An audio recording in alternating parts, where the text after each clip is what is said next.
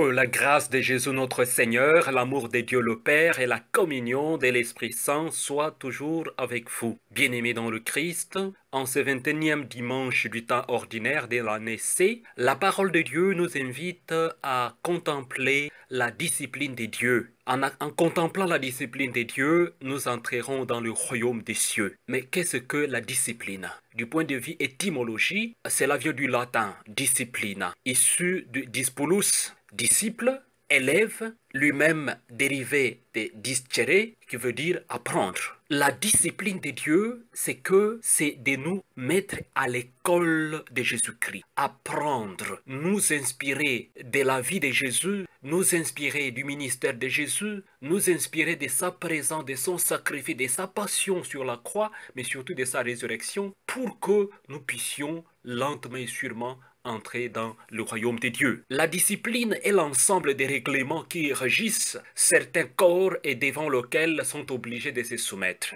sous peine des sanctions de tous les individus. Telle est la définition que l'on peut donner de la discipline en ce qui concerne les sociétés organisées selon le principe de l'autoritarisme. Bien-aimés dans le Christ, Jésus nous dit dans Saint Matthieu chapitre 5 verset 30, « Si ta main droite te fait tomber dans le mal, coupe-la et jette-la loin de toi, car il est plus avantageux pour toi que un de tes membres périsse que d'avoir ton corps tout entier jeté dans la gêne, dans la géole, dans le trou, dans la fournaise. » Bien-aimés dans le Christ, il s'agit là d'une invocation à la discipline de Dieu. La discipline de Dieu, l'apprentissage, nous mettre à l'école du Christ Jésus. Et donc, ignorer la discipline est une grande perte. En effet, il y a beaucoup de gens, évidemment, qui vivent dans l'insouciance sans marcher selon la discipline de Dieu. De nombreuses personnes, pendant de longues années, vivent une vie folle aux yeux de Dieu. Elles n'ont aucun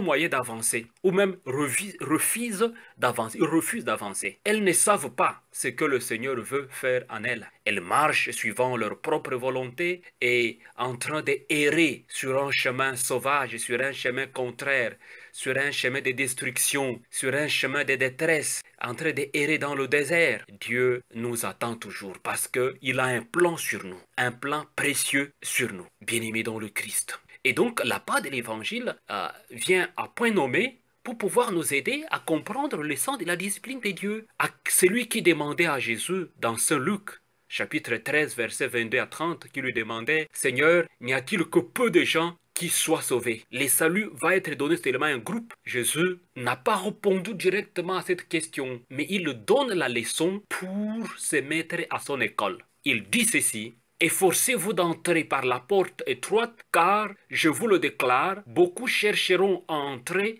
et ils n'y parviendront pas. » Voilà, ils n'y parviendront pas. Jésus le dit parce que Jésus lui-même est sur la route pour Jérusalem. On sait qu'est-ce qu'il va aller faire là à Jérusalem. Jésus à Jérusalem, il va souffrir sa passion, il va accepter le sacrifice, il va mourir pour sauver les gens humains, mais Dieu va élever son Fils bien-aimé. Et donc, c'est la résurrection. C'est la résurrection, Dieu va glorifier le Fils, car le Fils glorifiera le Père à travers sa passion et sa mort, bien-aimé dans le Christ. Et donc, l'invitation est là. Efforcez-vous d'entrer par la porte étroite. Voilà.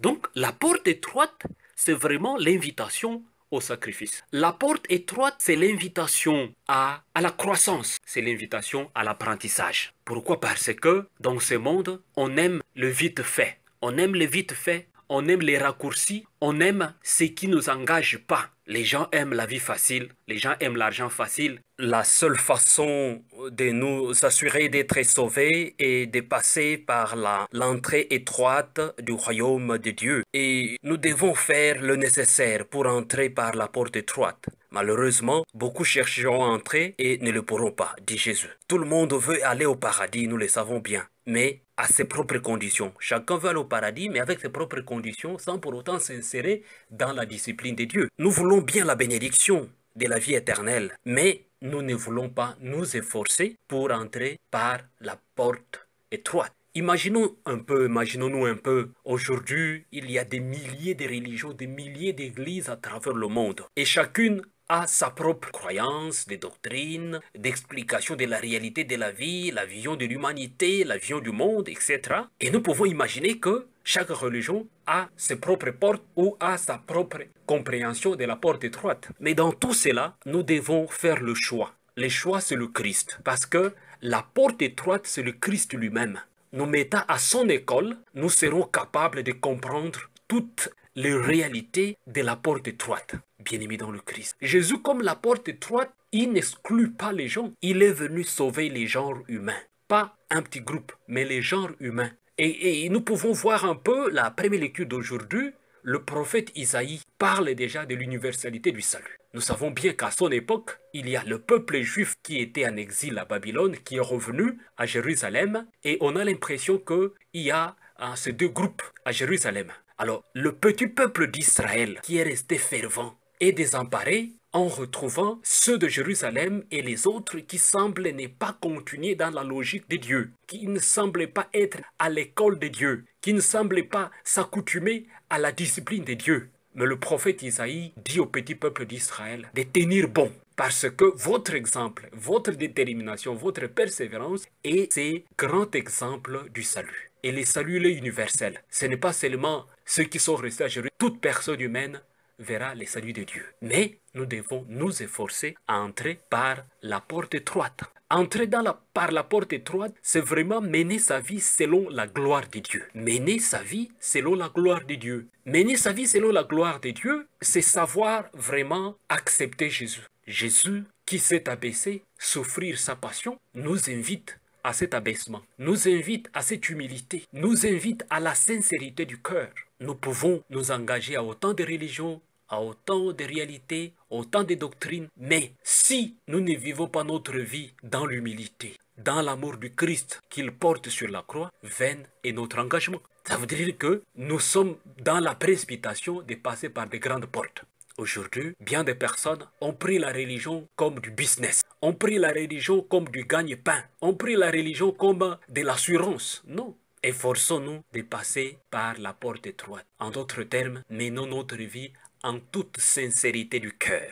Dans la deuxième lecture d'aujourd'hui, l'Épître aux Hébreux évoque vraiment l'idée d'endurance des épreuves, évoque vraiment l'idée de la discipline. Nous voyons aujourd'hui comment nos pays, comment notre monde semble être en proie à la terreur par manque de discipline. Nous manquons de discipline. Et parce que nous manquons de discipline, notre vie semble être tortueuse. Et nous cherchons toujours à passer par de grandes portes. L'accès au royaume de Dieu ne repose pas sur de sécurité acquise une fois pour toutes, ne repose pas sur la corruption, les différentes influences, parce qu'on a de l'argent, qu'on peut résoudre des choses, non. L'accès au royaume de Dieu ne se paye pas avec de l'argent. Pour être sauvé, il s'agit simplement de s'ouvrir et de répondre à l'invitation de Dieu. Répondre à son invitation par Jésus le Christ. La condition essentielle pour appartenir à la communauté de Jésus, pour être à l'école de Jésus, est de pratiquer l'amour et la justice à l'égard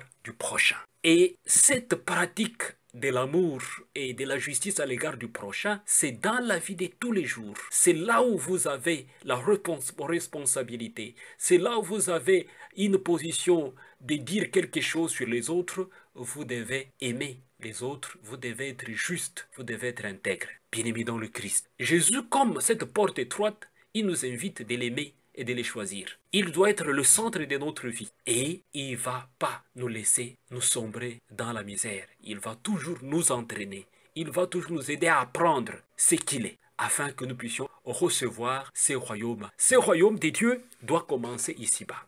Mais par manque de discipline, nous sommes vraiment dans ce qu'on peut appeler l'obésité spirituelle. Restant dans l'obésité spirituelle, on est tellement lourd, on ne sait pas avancer. On ne sait pas comment apprendre la justice. On ne sait pas comment enseigner la patience. On est plus dans l'injustice. On est plus dans des coups bas. On est plus dans des complots inutiles. L'obésité spirituelle ne nous donne pas la chance de passer par la porte étroite. Apprenons du nouveau à l'école de Jésus. Mettons-nous à cette école parce que c'est là où se trouve la vraie discipline, afin que nous puissions être capables de commencer à créer ce royaume de Dieu ici sur terre, la joie de vivre. Ainsi, nous allons achever cette entrée dans le royaume qui est la vie éternelle. Ne nous laissons pas berner par des choses inutiles de ce monde. Accrochons-nous à Jésus, choisissons-les, qui nous donnent le courage d'avancer et de l'accepter comme cette porte étroite par laquelle nous devons passer avec joie et avec plaisir, avec détermination et avec